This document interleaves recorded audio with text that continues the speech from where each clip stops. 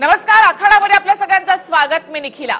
असं म्हणतात की what Bengal thinks today India thinks tomorrow. Modi सरकारच्या विरोधामध्ये कोलकात्यात ममता बॅनर्जी यांनी 22 पक्षांच्या प्रमुखांना एकत्र आणत रणशिंग फुंकलेलं आहे. एक प्रकारे त्यांनी हे शक्ती प्रदर्शनच केलेलं आहे. महाआघाडीसाठी उत्सुक असलेल्या या नेत्यांमध्ये राहुल गांधी आणि मायावती यांची मात्र अनुपस्थिती खटकणारी होती. ममता दीदींची ही रॅली 2019 ची लढाई मोदी वर्सेस राहुल नव्हे तर ममता दीदी अशी होणार का? पाहूयात या संदर्भातला हा रिपोर्ट आणि त्यानंतर चर्चा. पश्चिम बंगालमधून देशभरात मोदींची घेराबंदी.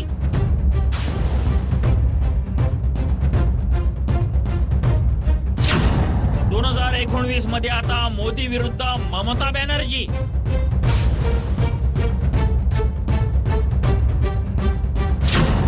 मेगा रॅलीत 20 विरोधी पक्ष एकत्र.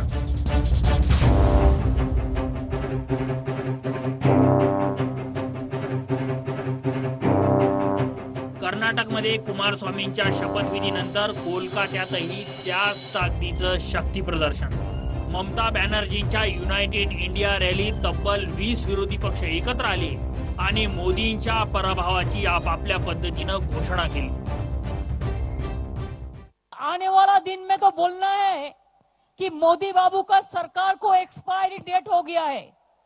जब कोई मेडिसिन हम खरीदते हैं उसको एक एक्सपायरी डेट होता है, तो इनका एक्सपायरी डेट खत्म हो गया है. अभी आने वाला दिन में नया चीज होना है, नया सुबेरा होना है और एक साथ में हम लोग काम करेंगे, ये हमारा वादा है.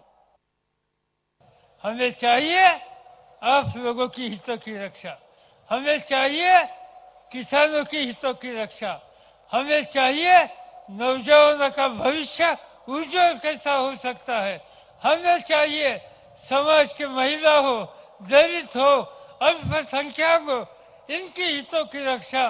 सेक्युलर उसूलों को अगर हिफाजत करना है तो हम सबको एक होकर लड़ना है. अब जब तक हम एक नहीं हो गए तो ये मोदी और शाह ऐसे ही करते रहेंगे और हम सुख देखते रहेंगे. वैसे तो बंगाल मुझे आने का कई बार मौका मिला है, लेकिन आज जो मौका मिला है उसका उद्देश्य ही दूसरा है. और मैं ये कह सकता हूं जो बात बंगाल से चलेगी वो देश में दिखाई देगी. कोणी मोदींच्या नीतीवर बोलले तर कोणी मोदी शाह जोडीचा समाचार घेतला. दिग्गजांच्या टीकास्त्रानंतर यंग ब्रिगेडही मैदानात उतरली.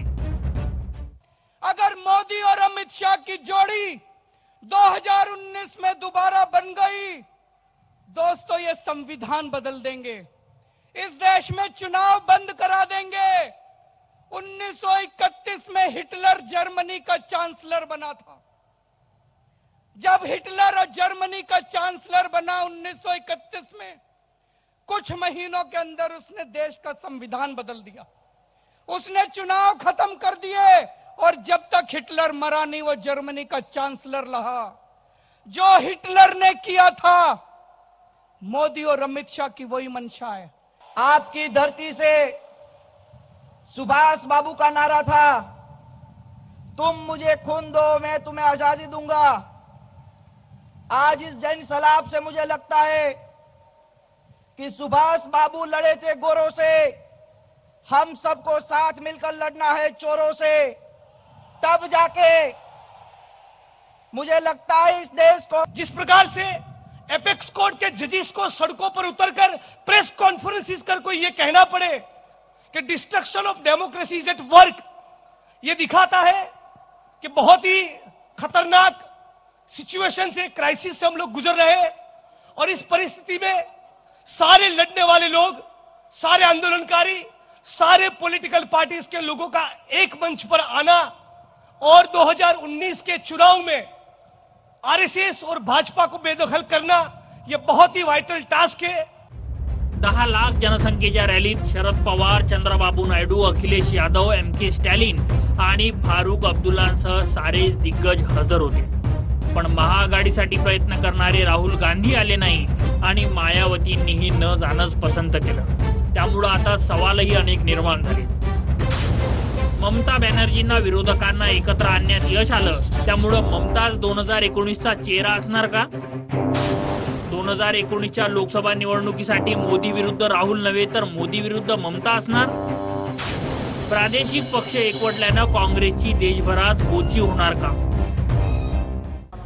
आने वाले चुनाव में इस देश के दलित पीड़ित शोषित जनता को न्याय देने के लिए, हिंदुस्तान को सुखी समृद्ध संपन्न शक्तिशाली बनाने के लिए पूरी ताकत के साथ हिम्मत के साथ ऐसा काम करेंगे।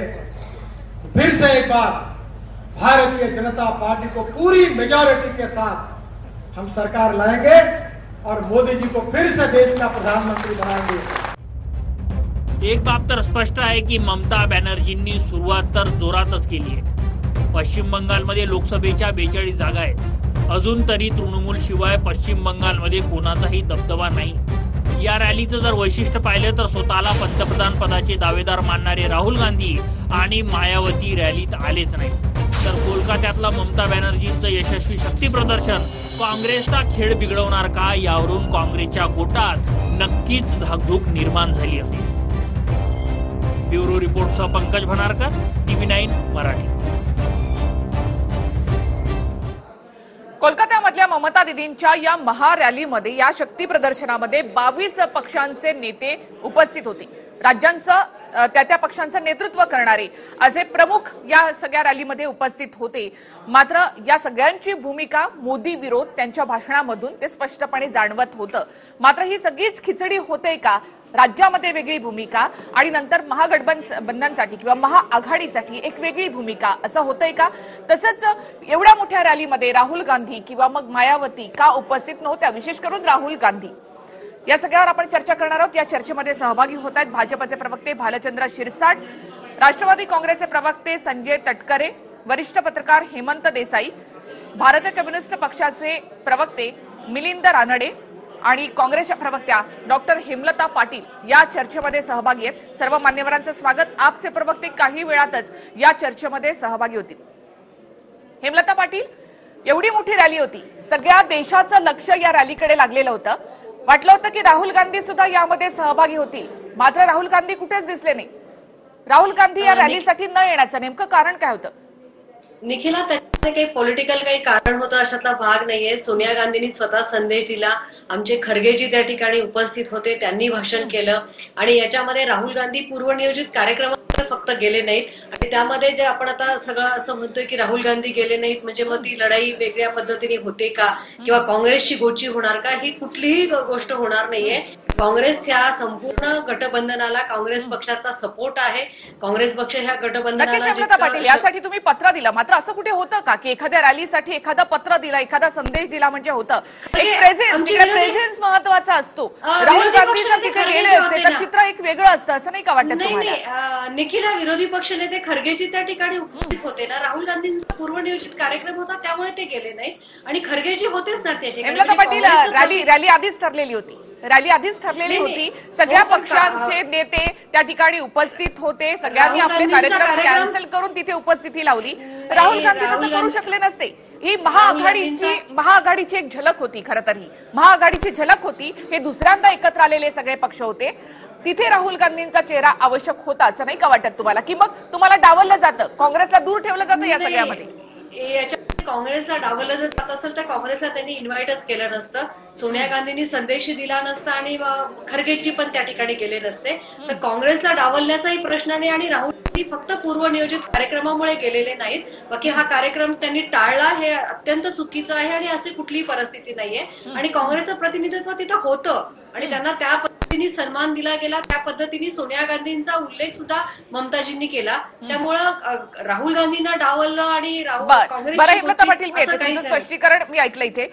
मिलिंद रानडे आपल्या सोबत आहेत सीपीएमचे। मिलिंद रानडे, ममता बॅनर्जींनी निमंत्रणच दिलेलं नव्हतं की मग सहभागीच व्हायचं नव्हतं? कोणाला? भारतीय कम्युनिस्ट पक्षाला। भारतीय कम्युनिस्ट पक्षाला निमंत्रण दिलेलं होतं, पण सीपीएमला दिलेलं नव्हतं। सीपीएम आणि भारतीय कम्युनिस्ट पक्ष हे डाव्या आघाडीचे एक मुख्य भाग आहेत, त्यामुळे आत्ता आम्ही येणार नाही असं त्यांना कळवलेलं होतं। त्याच्यामध्ये अजून बरंच अवधी आहे, साधारणतः मे महिन्यापर्यंत इलेक्शन आहे, पण ही जी प्रोसेस सुरू झाली आहे सर्व विरोधी पक्षांनी फॅसिझमच्या विरोधात एकत्र येण्याची त्याचं आम्ही निश्चितपणे स्वागत करतो आणि आम्ही याच्या अजून मला असं का डेव्हलपमेंट वाटतं की ही रॅली तुम्हाला असं वाटतं पश्चिम बंगालसाठीच होती, फक्त ममता बॅनर्जींसाठी ही रॅली होती आणि त्यामुळेच मग सीपीएमनं किंवा भारतीय कम्युनिस्ट पक्षानं तिथे जाणं पसंत केलं नाही? असं नाहीये. ममता बॅनर्जींच्या मते ही रॅली फक्त बंगालपुरती होती असं वाटत नाही. ह्याचा परिणाम देशाच्या राजकारणावरती आहेत. म्हणून तर देशातल्या पार काश्मीर पासून ते तमिळनाडू पर्यंत निमंत्रण असतं की असं आहे की एक एक टप्प्याने आपण पुढे जाऊ असं वाटतंय. त्यामुळे आत्ता निमंत्रण नव्हतं, पुढच्या वेळेला येऊ शकेल अशी आशा करायला हरकत नाही. कारण हे जे सगळे एकत्र आलेले आहेत ते सीपीएम आणि सीपीआयच्या बरोबर सीपीआयच्या बरोबर अनेक राज्यांमध्ये एकत्र असतो. म्हणते मी आपल्या बरोबर भालचंद्र शिरसाट आहेत, भाजपचे प्रवक्ते.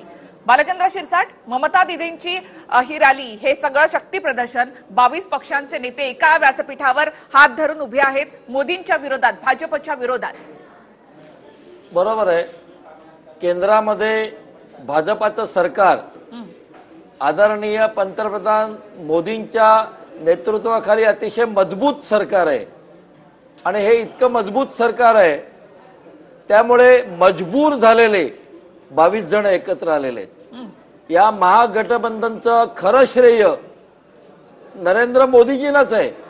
त्यांच्यामुळे एकत्र आलेत, त्यांच्यासाठी एकत्र आलेत, त्यांच्या विरोधात एकत्र आलेत.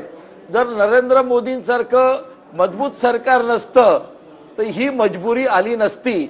आणि आज ही मजबुरी असताना सुद्धा त्याच्यात वेगवेगळे रागा दिसत आहेत.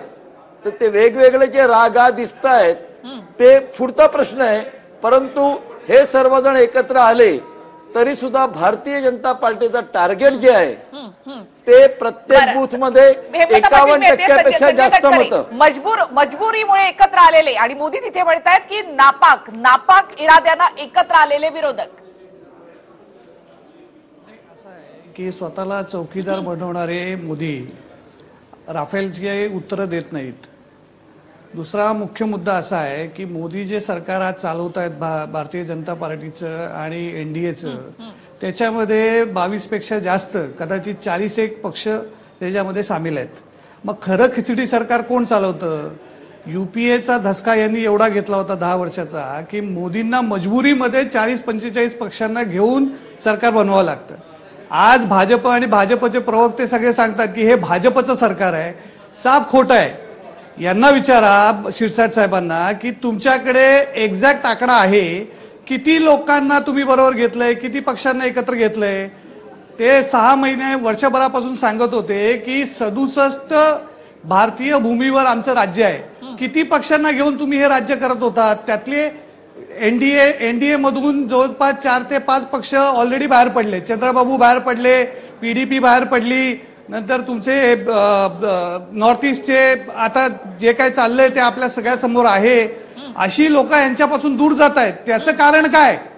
चौकीदार चोर आहे असं स्वतः शत्रुघ्न सिन्हा त्या सभेमधनं हे करतायत. शिरसाट बोला. तुम्ही आपले घटक सांभाळू शकत नाही. तिथे ममता दीदींनी 22 पक्षांच्या प्रमुखांना एका स्टेजवर आणलं. संजयजींना मला एक सांगायचं आहे, युपीए 2 मध्ये जे होतं अल्पमतात असताना मोठी खिचडी केली. इकडे भारतीय जनता पार्टीला 282 जागा स्पष्ट बहुमत मिळालं होतं. त्यानंतर सुद्धा स्पष्ट बहुमत मिळाल्यानंतर सुद्धा स्पष्ट एक मिनिट ते 270 वर आलंय. हो तटकरेजी ऐका ना, हे मलाही माहिती आहे, तुम्हालाही माहिती आहे, सगळ्यांना माहिती आहे. पण ते 270 वर आलं तरी स्पष्ट बहुमत जे मिळालं होतं त्यानंतर सुद्धा समविचारी पक्ष जे वर्षानुवर्ष शिवसेना, अकाली दल आमच्या बरोबर होते, चंद्रबाबू नायडू होते, यांना बरोबर घेऊन एक मजबूत सरकार होते ना, त्यावेळेला ते बरोबर होते. ते मजबूत सरकार दिलेलं आहे आणि मजबूत सरकारमध्ये समविचारी पक्ष एकत्र होते. इथे जे सगळे लोक एकत्र आलेत त्यांचा एकच विचार मोदींचा विरोध, बाकी कुठलाही समविचार नाही, कॉमन अजेंडा नाही, मिनिमम कॉमन प्रोग्राम नाही. मोदींचा विरोध मजबुरी आहे आणि इथे मजबूती आहे, हा फरक आहे. तुमच्याकडे हेमलता पाटील बोला. निखिला, मला या प्रवक्त्यांना भाजपचा एक प्रश्न विचारायचा आहे की आपण मोदींची स्क्रिप्टेड मुलाखत नुकतीच आपण तुमच्या चॅनलवर 2 तास चर्चा केली आणि त्याच्यामध्ये एका प्रश्नाला उत्तर देताना मोदी असं म्हटले होते की प्रादेशिक पक्षांचा इथं भाजप सोडून इतर पक्षांवरती विश्वास राहिलेला नाहीये, त्यामुळे प्रादेशिक पक्ष हे काँग्रेस बरोबर जाणार नाहीत किंवा एकत्र येणार नाहीत। आता मला ह्या भाजपच्या प्रवक्त्यांना प्रश्न विचारायचे की आज 22 प्रादेशिक पक्ष एकत्र आले, महाराष्ट्रामध्ये शिवसेना पूर्ण अर्थाने तुमच्या बरोबर नाहीये आणि असं असताना मग आज मोदी असं आठवलं की हे पक्ष नापाक आहेत, म्हणजे त्या दिवशी जी मुलाखत दिली तेव्हा त्यांना असं म्हणायचं होतं की प्रादेशिक पक्ष हे आमच्या बरोबर आहेत आणि मग आज लगेच कसं काही चित्र बदललं? हेमलता पाटील, तुम्ही तर त्याला प्रश्न विचाराच, मात्र माझा प्रश्न तुम्हाला आहे, तुम्ही कुठल्या भ्रमात आहात? हे सगळे प्रादेशिक पक्ष काँग्रेसच्या बरोबर आहेत असं काँग्रेसला वाटतं का? इथे तर दिसलं नाही आम्हाला तसं काही। तिथे युपीत तुम्ही पाहिलं अखिलेश मायावती एकत्र आले पण त्यांनी काँग्रेसला घेतलं नाही बरोबर। तटकरे, मी येते तुमच्याकडे। हेमंत देसाई, ही जी काही खिचडी बनवलेली आहे सगळी ममता बॅनर्जींनी एका व्यासपीठावर सगळ्यांना आणून, तुम्हाला असं वाटतं 2019 ला भाजपला धोबी पछाड देईल? आता सांगणं मुश्किल आहे, पण एक लक्षात घेतलं पाहिजे, यांच्यातले आंतरविरोध हा महत्वाची गोष्ट म्हणजे ममता बॅनर्जी आणि चंद्रशेखर राव यांची भेट झाली होती। ममता बॅनर्जी आणि अरविंद केजरीवाल यांची भेट झाली होती, पण अरविंद केजरीवाल आणि काँग्रेस यांचं समीकरण अजून पूर्णपणे जुळलेलं नाही। हे आंतरविरोध त्याच्यामध्ये आहेत, पण तुम्ही जे वारंवार खिचडी असं म्हणता आहे, ती खिचडी सरकार शिरसाट, त्यांना हा शब्द अतिशय आवडेल। 1977 साली जेव्हा इंदिरा गांधींच्या विरोधी जनता पक्षाची सगळे एकत्र आले तेव्हा ती खिचडी नव्हती का? त्याच्यामध्ये जनसंघ होता त्याच्यामध्ये। त्यानंतर बोफोर्सच्या प्रश्नावरती ज्यावेळी बीपी सिंगांनी जंग छेडली तेव्हा त्यांच्याबरोबर कोण होते? बाहेरून सीपीएमचा पाठिंबा होता, बाहेरून बीजेपीचा पाठिंबा होता। तर देवेगौडा सरकार असेल, कुठलंही गुजरात सरकार असेल, सगळी खिचडी सरकार होती। इव्हन अटल बिहारी वाजपेयींच्या काळामध्ये 24 आघाडी पक्ष होते। तेव्हा हे जे छोटे छोटे पक्ष आहेत ते छोटे छोटे पक्ष बनूनच भारताचा एकूण राजकारणाचा एक साचा तयार होतो। 2 राष्ट्रीय पक्ष त्यांनी संपूर्ण गाडा हाकावा असं नाही, ही पहिली गोष्ट लक्षात घेतली पाहिजे। दुसरी गोष्ट म्हणजे 3 राज्यात ज्या निवडणुका झाल्या, 5 राज्यात, त्या 3 राज्यात जे विजय झाला त्यामुळे समीकरण बदलले आणि दुसरं समीकरण बदललं आहे ते संपूर्ण ईशान्य भारतामध्ये आज अस्वस्थता निर्माण झालेली आहे। ते नवीन जे काही सिटीजन्स नागरिकत्वाचं जे बिल आहे त्याच्यामुळे भारतीय जनता पक्षातलेच जे आमदार आहेत ते त्याच्या विरुद्ध बोलत आहेत। त्यांच्या बरोबरचे मणिपूर पासून, मेघालय पासून, नागालँड पासून सगळे पक्ष त्यांच्या विरुद्ध बोंबत आहेत। आसाम गण परिषद ही अत्यंत अस्वस्थ आहे, बाहेर पडलेली आहे त्याच्यातनं। तेव्हा त्यांच्या बरोबर जे आहे त्यांचं मजबूत सरकार बिलकुल नाहीये, त्यांचं सरकार त्यांचं मजबूर सरकार आहे। आणि दुसरी गोष्ट म्हणजे मोदींनी जे एकच वाक्य सांगतो, मोदी असं म्हणाले की मी एकटा चालवत नाही सरकार, हे सगळे माझ्या बरोबर आहेत, हे सांगायला त्यांना 4.5 वर्ष लागली, हे लक्षात घेतलं पाहिजे। त्यांना आता कटू वास्तवाची त्यांना हेमंत देसाई येते। तुम्हाला खिचडी हा शब्द आवडला नाही, मात्र खिचडी हे आम्ही का म्हणतो ते मी तुम्हाला सांगणारच आहे। कारण राज्यामध्ये वेगवेगळ्या आघाड्या, वेगवेगळे पक्ष एकत्र, काँग्रेसला बाजूला ठेवलेलं हे सगळ्याच राज्यांमध्ये आहे आणि फक्त एकासाठी म्हणजे मोदींना विरोध किंवा भाजप विरोध म्हणून एका व्यासपीठावर आलेले हे सगळे पक्ष खरंच एकत्र राहणार आहेत का? प्री पोल किंवा पोस्ट पोल साठी ही आघाडी असणार आहे, यावर देखील आपण चर्चा करणार आहोत। एक छोटासा इथे ब्रेक घेऊयात, लगेच परत येऊया। ब्रेक नंतर आपलं पुन्हा एकदा स्वागत। शिरसाट, मी तुमच्याकडे येते, मात्र आपचे प्रवक्ते सोमनाथ काशीद आपल्याबरोबर या चर्चेमध्ये आहेत। सोमनाथ काशीद, काँग्रेसला विरोध करतच आप सत्तेमध्ये आलेली आहे आणि आता या महाआघाडीमध्ये काँग्रेस देखील असणार आहे, आप देखील असणार आहे। केजरीवालांनी फक्त या सगळ्या 22 नेत्यांमध्ये फक्त केजरीवालांनी थेटपणे मोदी आणि अमित शहांवर टीका केली, मोदींना थेटपणे हिटलर म्हटलं।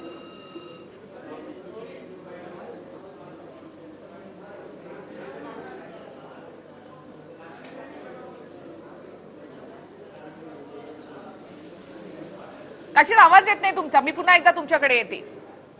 जी शिरसाट, अजूनही तुम्हाला असं वाटतं?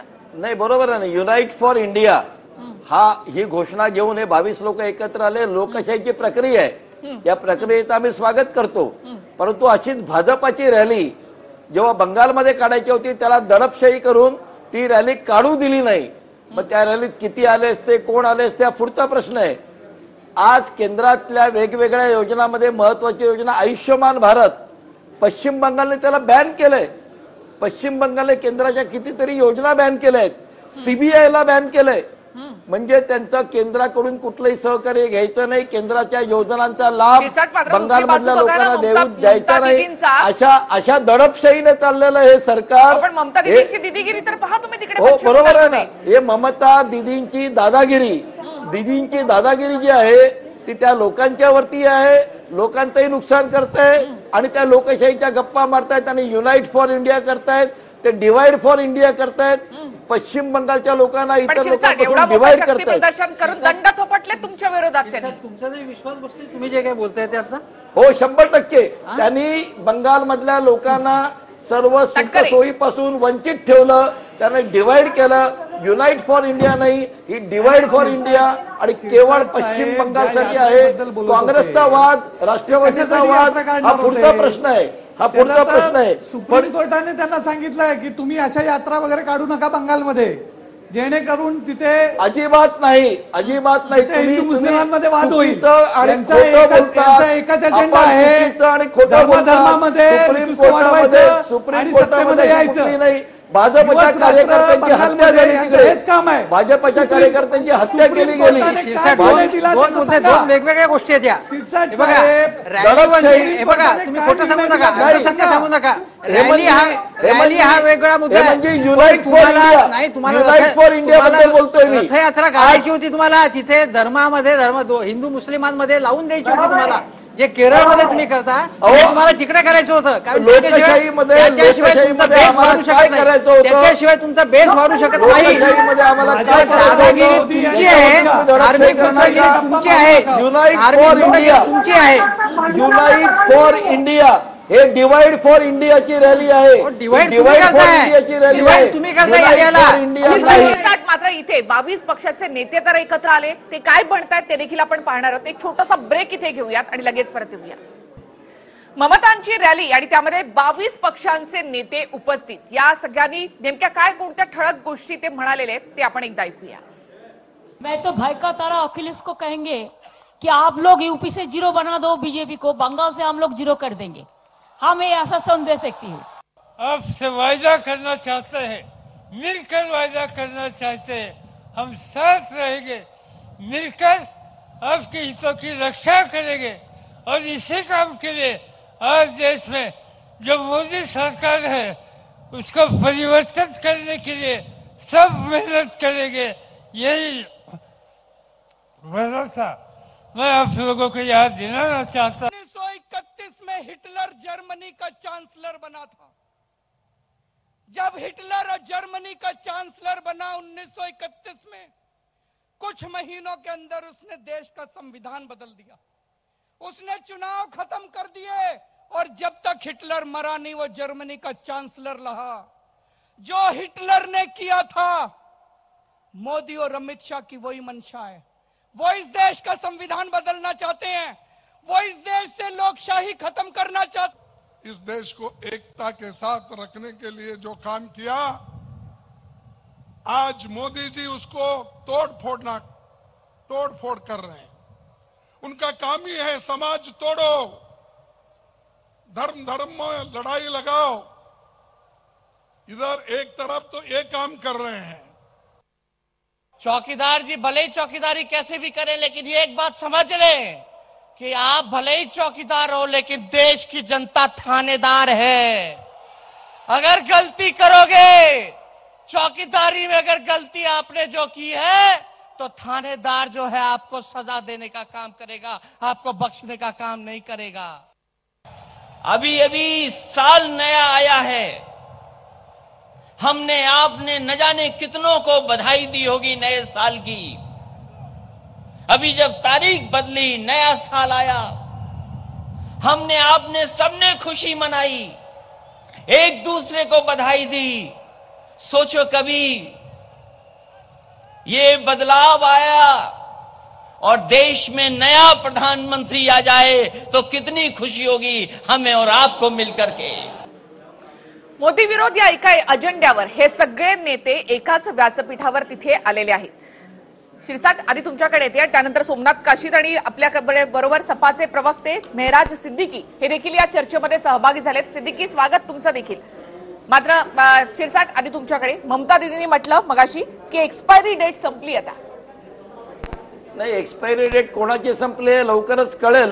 लोकसभा येणार आहेत आणि जे म्हणाले ते बरोबर आहे. चौकीदार याने काम चांगलं केलं की नाही केलं हे ठाणेदार ठरवणार आहे आणि जनता ठाणेदार आहे, याच्यावरती आमचा विश्वास आहे. आणि म्हणून जनतेच्या दरबारात, जनतेच्या न्यायालयात, प्रत्येक बूथ मध्ये जेव्हा आम्ही 51% मताची तजवीज करतोय त्यावेळेला उरलेलं महागठबंधन कोणाचंही हो, त्याच्यात राहुल गांधी आहेत की नाहीत, आहे बबुआ आलेत, बुवा राहिली, कम्युनिस्ट पक्ष तर बाजूलाच पडणार, कारण बंगालमध्ये कम्युनिस्ट आणि तृणमूल काँग्रेस कधी एकत्र येऊ असं शकत गणित नाही. मांडताय तुम्ही, असं गणित मांडताय तुम्ही. सोमनाथ काशीद, आता आवाज येतोय तुम्हाला माझा? येतोय आवाज मॅडम, बोला. सोमनाथ काशीद, हो, मगाशी येतोय. म्हटलं होतं मी तुम्हाला, केजरीवालांनी देखील म्हटलं येतोय. की मोदी हिटलर आहेत म्हणून.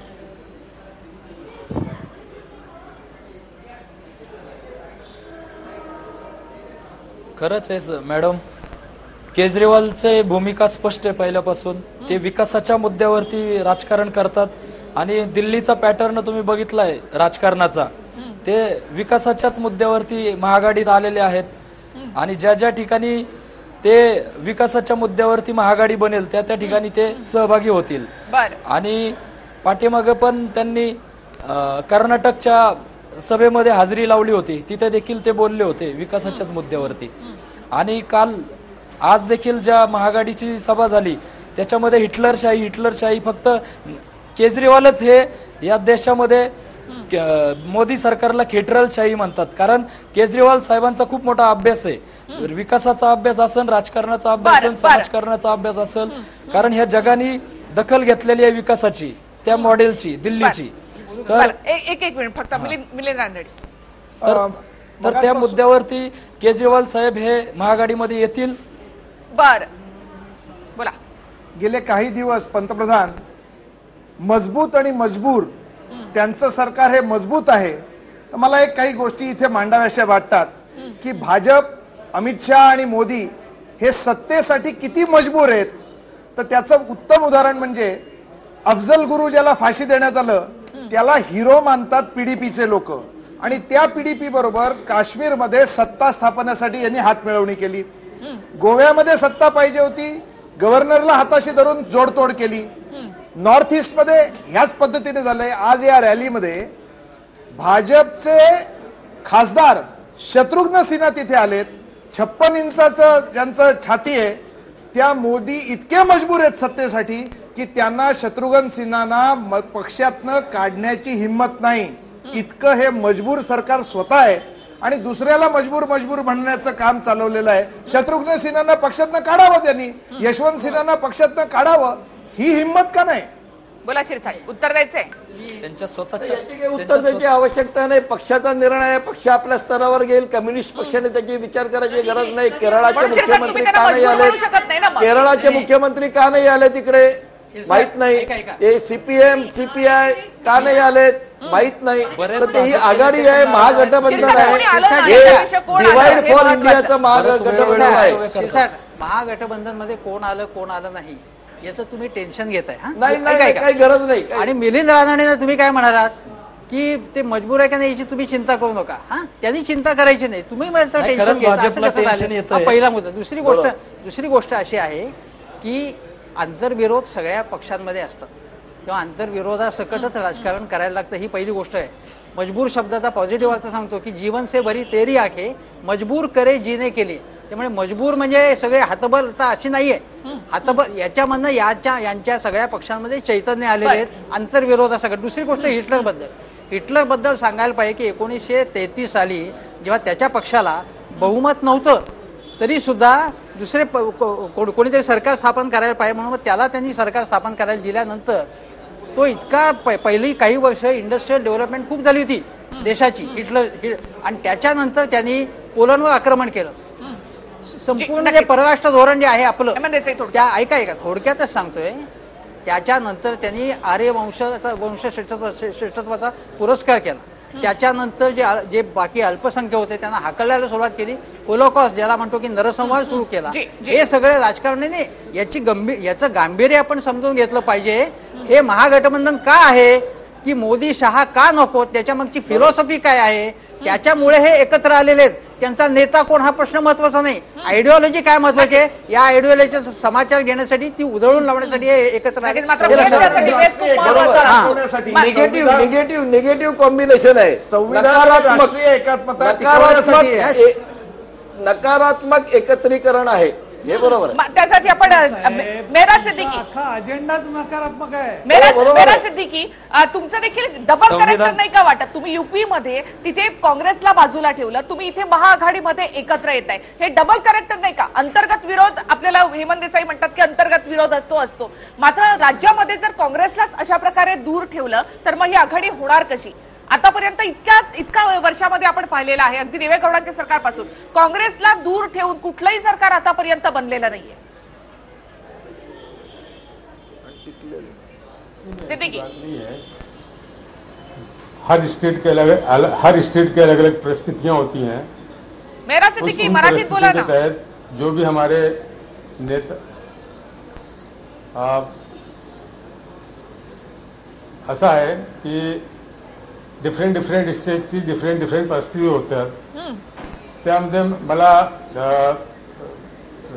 हसी वाटतं की जर आम्ही एकत्रित आले तर म्हणतात की तुमचे मजबूत सरकार, आणि जर तुम्ही केला तर मजबूत. असं कसा?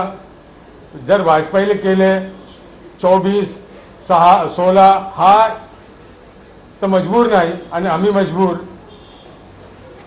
सिद्दीकी, आणि तुम्ही मजबूत तर बना. आम्हाला फार तिकडे मायावती आणि अखिलेश एकत्र येतात, पण काँग्रेसला दूर ठेवतायत. हेमलता पाटील नाही, तुम्ही बाय इलेक्शन पहा ना. फुलपूरच्या हेमलता पाटील, राज्यांमध्ये प्रादेशिक पक्ष एकत्र येतील, मात्र काँग्रेसला दूर ठेवतील. चालेल का? काँग्रेसला चालणार आहे का ते? निखिला, प्रादेशिक पक्ष काँग्रेसला दूर ठेवतील असं कुठं परिस्थिती नाहीये. अजून आता लोकसभेच्या ज्या जागा वाटप होतील किंवा विधानसभेच्या ज्या जागा वाटप होतील, अखिलेश यादव, मायावतींनी घोषणा पण तर केली, काँग्रेसला ठेवलं की बाजूला? आणि नाही बाजूला ठेवायचा प्रश्न आहे. ते पहिल्यांदा त्यांना तर एकत्र येऊ देत. काँग्रेस हा राष्ट्रीय पक्ष आहे आणि मग सीट शेअरिंगचे काँग्रेस हेमलता पाटील, असं तर नाही की ही रॅली ही अँटी मोदी नाही तर अँटी राहुल सुद्धा होती? नाही, तुम्हाला कुठल्या अँगलने असं वाटतंय की अँटी राहुल होती? राहुल गांधींबद्दल किंवा काँग्रेस पक्षाबद्दल कोणी बोललं का त्या सभेमध्ये? 22 लोकांची भाषणं झाली, तुम्ही 22 लोकांच्या क्लिप दाखवल्या, त्यामध्ये काँग्रेस बद्दल कोणी बोललं का? पण घेतलं तर नाही. कुठल्या पॉलिसीवरती तुम्ही जे म्हणताय ना की हे सपा बसपा एकत्र आले, काँग्रेसला बाजूला का ठेवलं, तो एक स्ट्रॅटेजीचा भाग आहे. 17% ब्राह्मणांची तिथे मतं आहेत आणि काँग्रेसचा सपोर्ट उच्चवर्णीयांचा तिथे आहे. तो जर त्याच्यामुळे ती जर मतं ही जर डिवाइड झाली, दलितांची मतं नकोय. ऐका नाही ते तुम्ही सोडून द्या, तुम्ही काळजी करू नका. काँग्रेस हे बघा त्या भाजपकडे आणि काँग्रेसकडे ती मतं आहेत, त्यामुळे स्ट्रॅटेजीचा भाग आहे. स्ट्रॅटेजीचा भाग आहे, नाही काळजी करू नका तुम्ही मायावतींची. हा, हेमलता पाटील बोला. निखिला, मी या ठिकाणी स्ट्रॅटेजी बद्दल काहीच बोलणार नाही, पण एक गोष्ट मी आश्वस्त करू शकते की प्रादेशिक पक्ष हे सद्यस्थितीमध्ये काँग्रेस बरोबर आहे. हेमलता पाटील आणि संजय तटकरे दोघांनी माझा प्रश्न आहे. आजच्या या रॅलीमध्ये ममता बॅनर्जी आपणच या सगळ्याचं नेतृत्व करतो अशा थाटामध्ये वावरत होत्या. स्पष्टपणे सांगते, आपणच या पंतप्रधान पदाचे उमेदवार आहोत अशा प्रकारे ममता दिदींचा सगळा वावर या रॅलीमध्ये होता. काँग्रेसला, राष्ट्रवादीला, शरद पवारांना ममता दिदींचं नेतृत्व मान्य होणार आहे का? पंतप्रधान पदाचा चेहरा म्हणून ममता दिदी चालणार आहेत का? बोला हेमलता आधी बोला आणि त्यानंतर सुनील तटकरे, संजय तटकरे. निखिला, आपल्या देशामध्ये अध्यक्षीय लोकशाही पद्धत नाहीये, त्यामुळं निवडणुका झाल्यानंतर सर्व पक्ष जे निवडून आलेले आहेत, ज्यांची युती झालेली आहे, ते सर्व एकत्र बसतील आणि मग नेता ठरतील. हेमलता पाटील, ममता बॅनर्जींनी स्पष्टपणे सांगितलं होतं, त्यांना जेव्हा विचारलं की राहुल गांधी तुम्हाला पंतप्रधान म्हणून चालतील का, ममता दिदींनी म्हटलं नंतर बघू. त्यांची पूर्ण नापसंती होती त्यासाठी. नाही, नापसंतीचा विषयच नाहीये. आपल्याकडे अध्यक्ष लोकशाही पद्धत नाही, निवडणुका होतील तेव्हा पिक्चर क्लिअर होईल ना, तेव्हा त्या विषयावरती आपण. याचा अर्थ असा नाहीये की राहुल गांधींना पसंती नाहीये किंवा आमची काय बोलल्या त्या सभेच्या स्थानावरून ते ऐकून कळीचा मुद्दा असणार आहे हा, पंतप्रधान कोण हा? प्रयत्न करताय. तटकरे बोला. नाही एक तर पवार साहेब का ममता नको? दीदींनी क्लिअर कट सांगितलं की इथे जेवढे सगळे तुम्ही घ्या ना त्यांना तुमच्याकडे. प्रत्येक जण पंतप्रधान होऊ शकतो. त्यात एक माजी पंतप्रधानही बसले होते. प्रत्येक तिथे नेता बसला होता तो 2-2, 3-3 टर्म स्वतःच्या राज्यामध्ये मुख्यमंत्री राहिलेला आहे. त्यामुळे पंतप्रधान कोण होईल ह्याच्याबद्दल ममता दीदींचं पण हेच म्हणणं होतं की आम्ही इलेक्शन झाल्यानंतर ठरवू. तटकरे पवारांना चालणार आहे का ममता दीदींचं एक नेतृत्व? वर्ष नाही मी ऐका सांगू ना का निखिल? ऐका ना ऐका ना थांबा ना, हेमंत देसाई थांबा ना, मला तटकरेंकडनं ऐकायचं. पवार साहेबांनी 1 वर्षापूर्वी सांगितलं होतं की प्रत्येक राज्यांमध्ये गठबंधन होतील.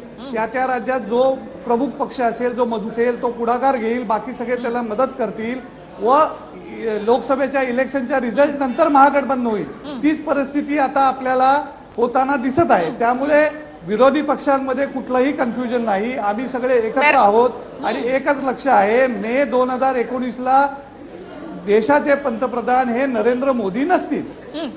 मेराज सिद्दीकी, मायावती पंतप्रधान होऊ शकतात असं अखिलेश यादवही म्हणाले होते.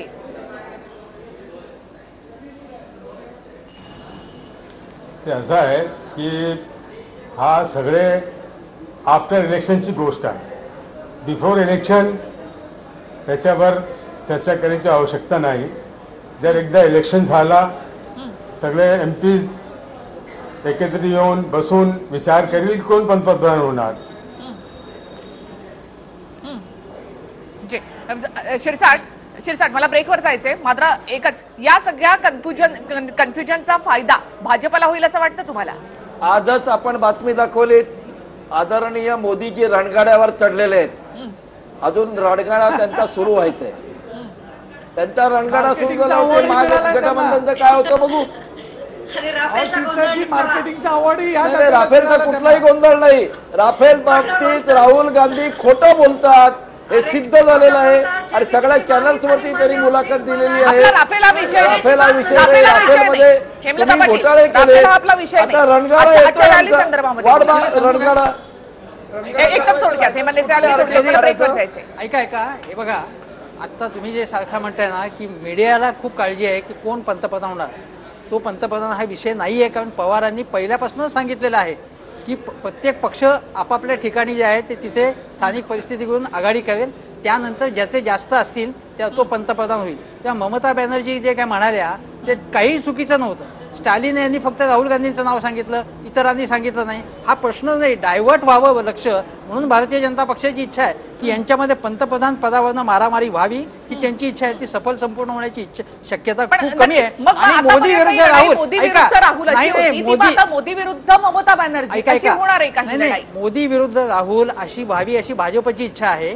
त्यांचं काय म्हणणं आहे की हा स्ट्रॉंग लीडर आहे हिटलर सारखा, आणि राहुल गांधी हे कमकुवत हे दाखवण्यात त्यांना इंटरेस्ट आहे. राहुल गांधीला जर प्रोजेक्ट केलं नाही तर त्याच्यामध्ये महागठबंधन हे त्याचं मोठं यश असेल. त्यामुळे केवळ तशी अध्यक्षपदाची लढत होणार. या रॅलीमध्ये राहुल गांधी उपस्थित नव्हते असं मला म्हणायचं होतं. एक छोटासा ब्रेक इथे घेऊयात आणि आपण लगेच परत येऊया.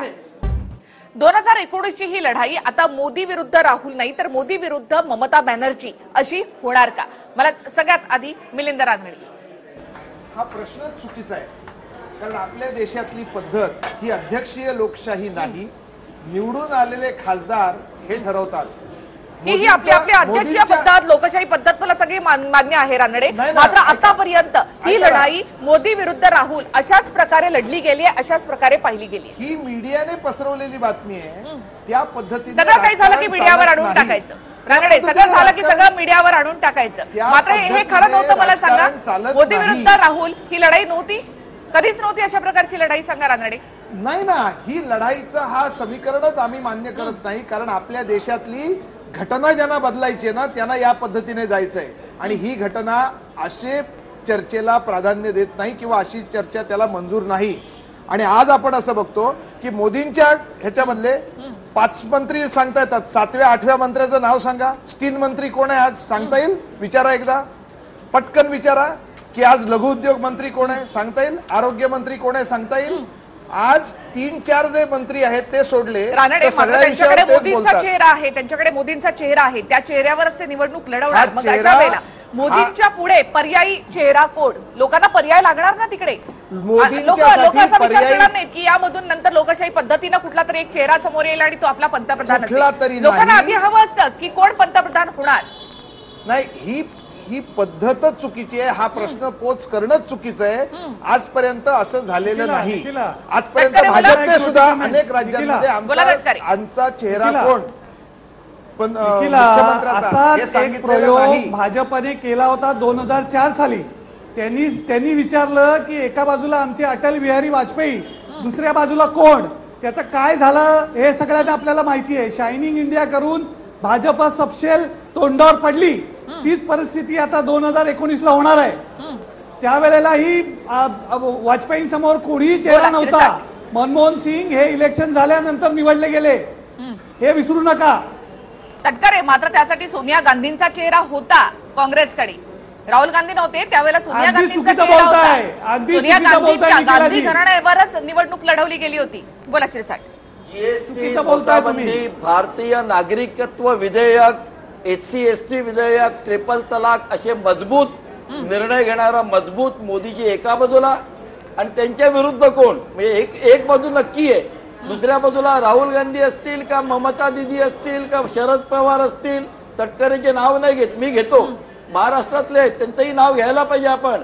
शरद पवार असतील हा मुद्दा अलाहिदा, पण बहुमत मजबूतीकडे असेल, मजबुरीकडे नसेल. त्यामुळे त्याला ठरवायची गरज बहुमत गेलं 270 वर आलात तुम्ही. 270 वर आलात तुम्ही.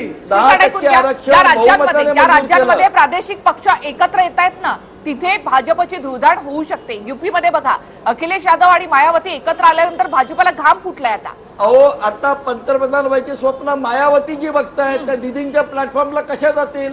मायावतीचे नाव व्हायचंय आणि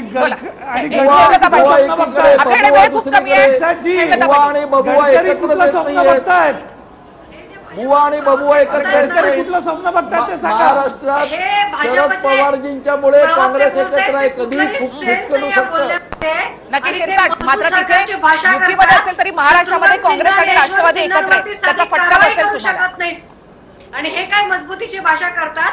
आणि दुसरा पंतप्रधान कोण होईल याची बिलकुल काळजी करू नका. आमच्याकडे सक्षम नेते आहेत. काँग्रेस हा राष्ट्रीय पक्ष आहे. राहुल गांधीजी आमचे नेते आहेत. पण राहुल गांधी कधीही सत्तेसाठी हापापलेले नाहीयेत. त्यांनी साधा कॅबिनेट मिनिस्टर पद सुद्धा मनमोहन सिंगांच्या काळात घेतलं नव्हतं. निवडणुका झाल्यानंतर सर्व पक्ष ठरवतील तो पंतप्रधान पदाचा उमेदवार राहील. हेमलता पाटील समजा आपण समजून चाललो की ममता बॅनर्जींना सगळ्यात जास्त जागा मिळाल्या किंवा मग मायावतींना सगळ्यात जास्त जागा मिळाल्या, तुम्हाला चालणार आहेत पंतप्रधान म्हणून? निखिल मला एक सांगा, आपण जरतरची भाषा कशाला करायची? आपण राजकारणात राजकारणात शक्यतांची एक कला आहे. सत्तेच्या पुढे पुढे करणारा पक्ष नाहीये. हेमलता पाटील राजकारण एक शक्यतांची कला आहे असं म्हणतात. हेमंत देसाई जास्त सांगतील. Politics is a art of possibilities असं म्हणतात. पण ऐका तुम्ही, हे मगाशी दुश्मन वगैरे दोस्त वगैरे चर्चा केली शिरसाट साहेबांनी. दुश्मन दुश्मन दोस्त तुमसे भी प्यारा आहे हे गाणं तुम्हाला माहिती असेल. तेव्हा अनेक शत्रू सुद्धा एकत्र येऊ शकतात. दुसरी गोष्ट म्हणजे तुम्ही जर बघितलं ज्यावेळी जनता पक्ष होता ना, तुम्ही आता सोनिया गांधींचं उदाहरण सांगितलं. जनता पक्षाच्या वेळी मोरारजी देसाईनं पंतप्रधान पदासाठी आधी प्रोजेक्ट केलेलं नव्हतं. निवडणुकानंतर जनता पक्ष फॉर्म झाला हे लक्षात घ्या. परिस्थिती वेगळी होती जनता पक्ष. याला काय असं या आर्ग्युमेंटला काहीच अर्थ नाही. सगळं तुरुंगातून या आर्ग्युमेंटला तुम्ही चुकीचं बोलताय. चुकीचं नाही. ऐका जॉर्जचं नाव घेऊ नका. जॉर्जचं नाव घेऊ नका. बाकी अनेक जण होते. बरेच जण तुरुंगात होते. कुठे भेटणार, कधी करणार दडपशाही. इंदिरा गांधींच्या विरोधी लाट. तुम्ही हे आर्ग्युमेंट हे करू नका. हे बघा गांधींच्या विरोधात मनमोहन सिंगांना प्रोजेक्ट केला होता का? मनमोहन सिंगांना प्रोजेक्ट केलेलं नव्हतं. आणि ऐका महत्वाची गोष्ट म्हणजे ज्यावेळी तुम्ही सो कॉल स्ट्रॉंग लीडर नव्हता, मनमोहन सिंगांना दुबळे पंतप्रधान असं अडवाणींनी म्हटलं होतं. नंतर माफी मागितली होती. त्यांच्या काळामध्ये 9% सुद्धा विकास दर झालेला होता. 9%. ज्यावेळी संयुक्त आघाडीचं सरकार होतं त्यावेळी चिदंबरम हे अर्थमंत्री होते तेव्हा ड्रीम बजेट सादर झालं होतं. इंटरनॅशनल एअरपोर्ट जे झालेले आहेत त्यावेळी बहुमत नव्हतं कोणाकडे. तेव्हा अनेक निर्णय सगळे ड्युटीज कमी केले आपण इंटरनॅशनल आयात कर. तेव्हा अतिशय अल्पमताला सरकार होतं. तेव्हा बहुमतातलं सरकार जी, सगळं जी, करू शकतं नक्कीच. असं अजिबात नाही, हे लक्षात घेतलं मिलिंद पाहिजे. रानडे? GST ला तेव्हा मोदींनीच विरोध केला हो. होता. आधार कार्डाला मोदींनीच विरोध केला होता. आता आमचं जीएसटी आमचं आधार कार्ड चाललंय. अहो मध्य प्रदेशमध्ये काय चाललंय?